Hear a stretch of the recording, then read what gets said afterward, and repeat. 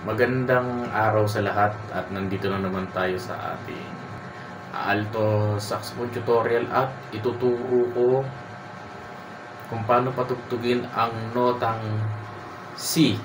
Sa middle C tayo, middle C or Do sa alto saxophone. Bali kasi may apat na range yung si C or si Do. May low C, middle C, high C, at yung altissimo C. Yan, high range na yon. Kaya ang ituturo ko muna ay paano patugtugin ang notang C or Do sa alto saxophone.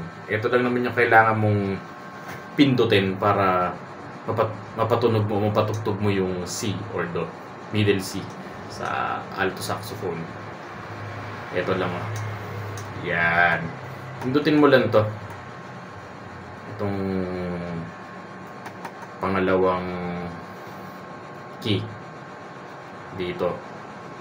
Hindi kasama tong maliit na to. Ito lang. So, patutugtugin ko na ang middle C or Do sa alto saxophone. Ganito siya.